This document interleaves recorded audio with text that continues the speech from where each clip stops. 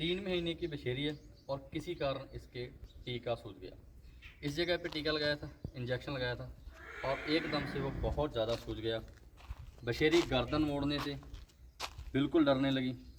बहुत ज़्यादा सूजन की वजह से बछेरी को बुखार आ गया। लेकिन ऐसा क्या हुआ कि इस बछेरी के टीका सूज गया, पक गया और ये इतना दर्द इसको झेलना पड़ा। इसी के बारे में आज की हमारी एक वीडियो है, क्योंकि कई बार परिस्थितियाँ ऐसी बन जाती हैं, पास में कोई डॉक्टर नहीं होता, पशु मालिक को किसी कारण टीका लगाना पड़ता है और टीका सूज जाता है, या कई बार डॉक्टर से भी टीका सूज जाता है।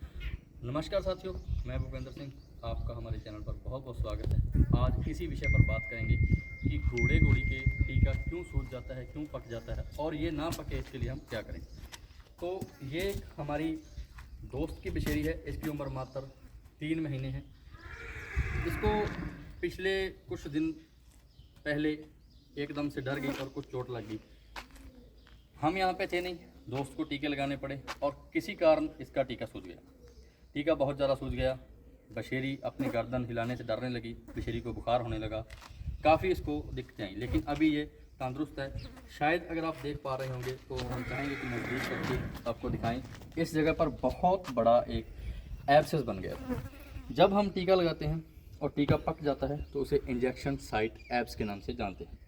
लेकिन आपके लिए ये वीडियो हम इसलिए बना रहे हैं क्योंकि आप अगर कभी टीका लगाएं तो वो पक्के ही ना, सूजे ही ना। तो इसलिए आपको क्या करना होगा, सबसे पहले जब भी कभी आप टीका लगाओ, कोशिश करो आप अपने वेटनरी डॉक्टर से ही लगवाओ। लेकिन अगर आपको लगाना पड़े तो सबसे पहले तो जहाँ पे आपको टीका लगाना है, ये इस ट्रायंगल में टीका हमेशा लगाना है।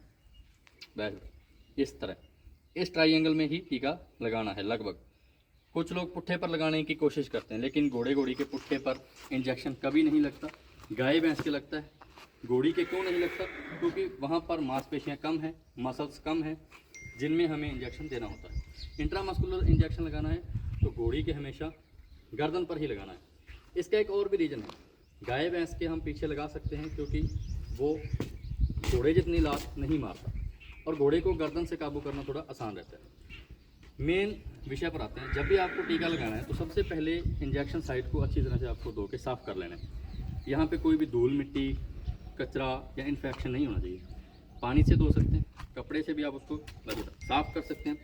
अगर पॉसिबल हो तो हाइड्रोजन या पोविडीन से उस साइट को आप साफ़ करके वहाँ पे इंजेक्शन दें। और दूसरी बात, जब भी आप इंजेक्शन दे रहे हो तो कोशिश करनी है उसका एंगल बिल्कुल सीधा रहे। अगर उसका एंगल आप टेढ़ा रखोगे तो जो इंजेक्शन है वो ऊपर की चमड़ी में रह जाएगा, जिससे इस तरह की सूजन आना व्यवहारिक है। इस तरह की सूजन हर हाल आएगी। तो एंगल महत्वपूर्ण है, इंजेक्शन की जगह बिल्कुल आपको साफ़ करनी है, ये महत्वपूर्ण है। और उसके बाद घोड़े को काबू करना भी बहुत ज़रूरी है, क्योंकि अगर आप इंजेक्शन लगा रहे हो तो दर्द की वजह से कई बार घोड़ा हिल जाता है, अपनी जगह खड़ा नहीं रहता। तो इंजेक्शन या तो तेज़ी से लग जाता है या गलत जगह पर लग जाता है। मस्कुलर की जगह वो चमड़ी में या स्किन में रह जाता है, जिसकी वजह से भी जो इंजेक्शन है वो सूज जाता है। और दूसरी बात, जब भी आप इंजेक्शन लगाओ घोड़े को अच्छी तरह से स्विच द्वारा या हेल्टर डालकर काबू कर लें, क्योंकि जब आप इंजेक्शन लगाने के लिए यहाँ पर सुई को रखोगे तो घोड़ा तुरंत अपनी गर्दन को अकड़ा लेगा। जैसे ही वो अपनी गर्दन को अकड़ाएगा तो मांसपेशियाँ कठोर हो जाती हैं, हार्ड हो जाती हैं। उस दौरान आप इंजेक्ट करोगे इंजेक्शन को तो वो हर हाल में वहाँ के जो मसल्स हैं उनको डैमेज करेगी। और जब मसल डैमेज होंगे तो इंजेक्शन पकेगा ही पकेगा, उसमें पस बनेगी बनेगी। तो जब भी घोड़े घोड़ी के इंजेक्शन लगाना है तो उसको काबू करना है, जिससे वो अपनी गर्दन को अकड़ाए नहीं।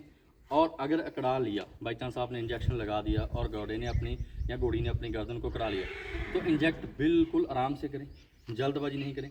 जल्दबाजी करने से वो इंजेक्शन पकेगा, क्योंकि वो मसल को डैमेज कर रहा है। और कुछ इंजेक्शन जो चमड़ी में लगते हैं वो बहुत सावधानी से लगाने चाहिए, वो भी पकते हैं। ये तो पूरी बात रही कि कैसे लगाना है, कैसे नहीं लगाना है, क्यों पकता है। लेकिन अगर पक गया है तो आप क्या कर सकते हैं। सबसे पहले, अगर आपको लगता है कि इंजेक्शन पक रहा है, लगाने के 1-2 दिन बाद बुखार आएगा, पशु अपनी गर्दन नहीं मोड़ेगा, जानवर अपनी गर्दन को नहीं मोड़ेगा, दर्द मनाएगा, तो सबसे पहले आपको उस पर बर्फ़ की टकोर शुरू करनी है, यानी बर्फ़ का सेक शुरू करना है। जिस जगह पर, जैसे यहाँ पे बहुत ज़्यादा सूजन थी, तो तुरंत ही बर्फ़ की सेक वहाँ पे शुरू करना है, ठंडे पानी का सेक शुरू करना है, यानी कुल मिलाकर ठंडे पानी से उसको मसाज करना है, चाहे बर्फ़ से हो चाहे पानी से हो। अगर इस तरह से ये ठीक ना हो, बहुत ज़्यादा बढ़ जाए, यहाँ पे एब्सेस बन जाए, इंजेक्शन साइट एब्सेस बन जाए, तो उसके बाद उसका एकमात्र इलाज होता है उसको चीरा लगाकर, अगर उसमें पस है तो सही जगह पर चीरा लगाकर, क्योंकि चीरे का नाम सुनते ही कुछ लोग सोचते हैं कि खुद से चीरा लगा लें। खुद से चीरा नहीं लगाना है, बैठ खुद से चीरा नहीं लगाना है। जहाँ पर पस है सही साइड पर डॉक्टर से चीरा लगवा के उसको कुछ दिन के लिए ड्रेनेज किया जाता है, उसको साफ़ किया जाता है, और साफ़ करने के बाद उसको antibiotic, anti pyretic, NSAID injection दिए जाते हैं, जिससे वो ठीक हो जाता है। लेकिन आप यही कोशिश करें एक अच्छे जानकार से या एक अच्छे वेटनरियन से ही इंजेक्शन लगवाएं। अगर ज़रूरत पड़े कि आपको खुद लगाना है तो ट्रायंगल में लगाएं, आराम से लगाएं। घोड़ा अगर नस को अकड़ा रहा है, गर्दन को अकड़ा रहा है तो रुक जाएं या आराम से लगाएं, घोड़े को काबू करके ही इंजेक्शन लगाएं। और सूजने की स्थिति में तुरंत अपने डॉक्टर से संपर्क करें, क्योंकि अगर आप जल्दी संभालेंगे तो ही आपका जानवर स्वस्थ रहेगा, बच पाएगा। अगर आपने देर की तो इस तरह के कीमती जानवर की आप जान गंवा सकते हैं, क्योंकि इन्फेक्शन बहुत ज़्यादा घातक होने पर इस जगह पर बहुत सारी नसें और मसल्स होती हैं, इनको डैमेज कर देता है। तो तुरंत जब भी ऐसा कोई भी साइन लगे अपने वेटरनरी से संपर्क करें, या अगर थोड़ा है तो बर्फ़ के सेक से भी ठीक हो सकता है। आपको इस तरह की इंफॉर्मेटिव वीडियो मिलती रहेंगी। हमारे चैनल, हमारे पेज को फॉलो कर लें। नमस्कार, धन्यवाद।